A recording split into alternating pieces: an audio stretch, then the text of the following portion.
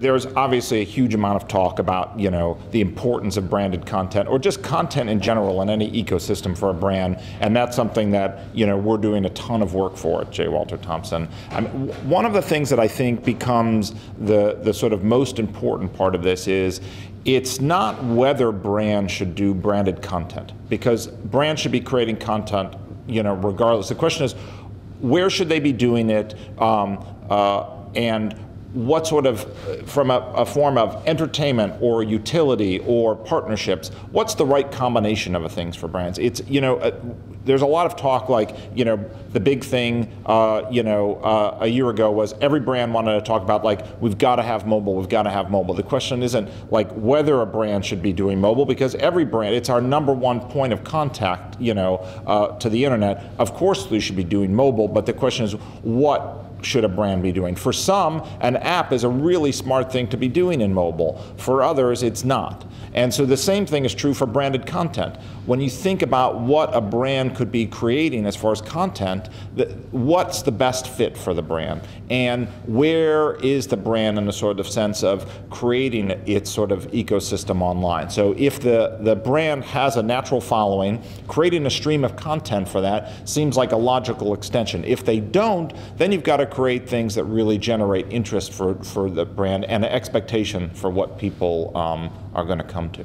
One of the things that I think I'm probably most passionate about is this idea that what we need to do is we need to be creating new things and new places. Nobody gets up in the morning and thinks, hey, you know what I'd like to do? I'd like to watch a 2-minute ad. So I think a big part of what we need to do is think about what do we create that are things that people want to view online. And it's not about taking our 30-second ads and putting 60-second versions of that. It's not about cutting a 1.5-minute version that has the story behind that. Nobody wants an ad about an ad about an ad. Like, I realize that's probably a little bit meta, but it's not very interesting. And so what do brands sort of create? And so the question is, when you think about where you need to start creating things, when you start from the strategy, the question is, what do brands need to start doing that becomes more story doing and more story building? That's what's making the most interesting online content. The sort of traditional storytelling, which is these sort of longer form versions of ordinary ads, tends not to be wildly interesting for most brands or most consumers. When brands start to build a story that they want consumers to participate in, those are things that people get really excited about, because then I become part of that story. It's not just that I'm watching it, but it's that I participate in it.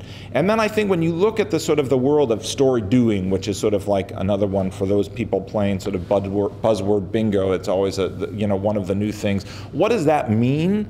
And I think ultimately it's, what do brands do that sort of creates their place in the world? What do they do beyond creating the products that they do? There is an expectation of what brands will do from a CSR perspective. There's an expectation for what brands will do in a sense of events and activations. Those are the things that make the most interesting branded content. And so when I think about the things that we're doing, we just created this amazing, very sweet program called Once Upon a Care for J&J.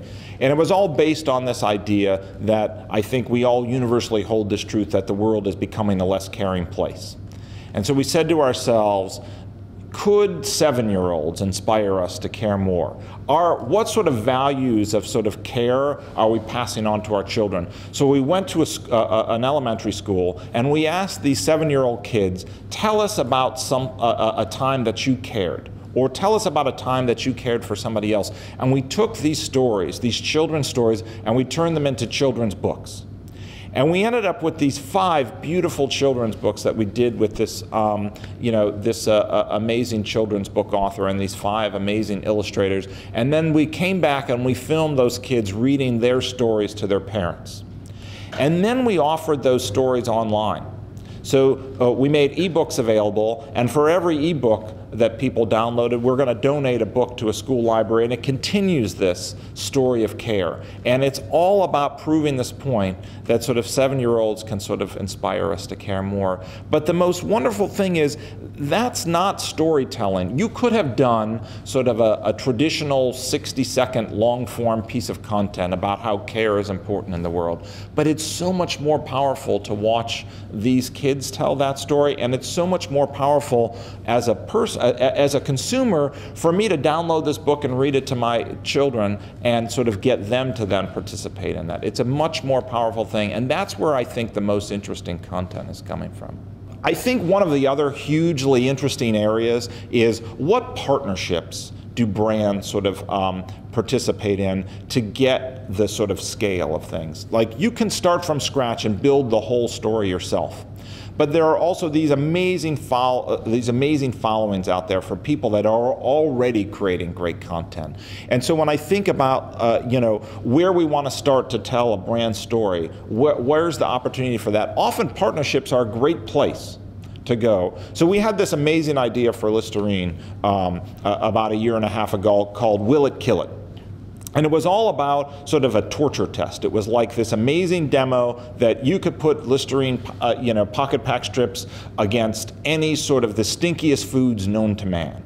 And we could have created all this content on ourselves, but instead we partnered with College Humor and Jimmy Kimmel, and we created these, these 6 pieces of content with College Humor. We created a couple of skits with Jimmy Kimmel, who it then became sort of a popular segment on that show. And you amplified the whole idea by taking their following with our thinking and sort of this Vulcan mind meld, or the sort of wonder twin powers activating, and suddenly you had a much bigger idea, and you see something from what seemed like a relatively small program, has nearly 4 million people view it, has a 17% rise in sales in a 2-month period. Those are the things that I get really excited about. At the core of why that's important, you look at that audience for the Listerine thing, which was at its core millennials.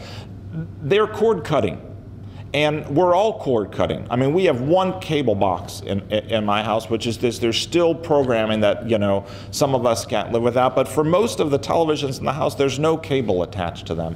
I teach a class at the School of Visual Arts, and there's about 25 kids. I asked them last semester, I said, how many of you have cable? 2 hands went up. I asked, how many of those hands that are up, how many of you live at home? Both of those hands were for people that live at home. So the question, what sort of content do we create that sort of engages people in new ways? And I think about that partnership with Listerine.